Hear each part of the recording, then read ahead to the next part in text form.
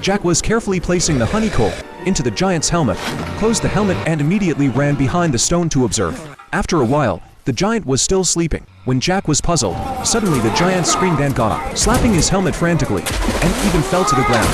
Then he staggered to the edge of the cliff and took off his helmet to drive away the beast and fell off the cliff. Jack and his companions watched the scene with amusement, and as someone was praying at the bottom of the cliff, the men looked up and saw a giant falling straight to the ground.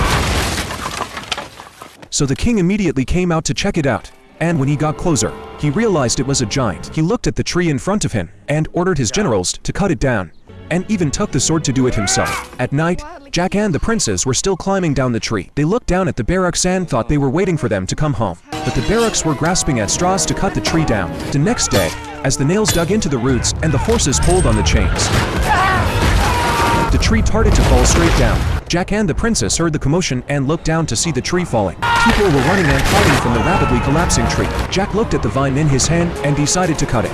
He hugged the princess tightly and jumped down at the right moment. He looked at the haystack in front of him and let go, and they slid on the grass. But there was a blade in front of them, but they finally stopped. Both of them were very glad to be back.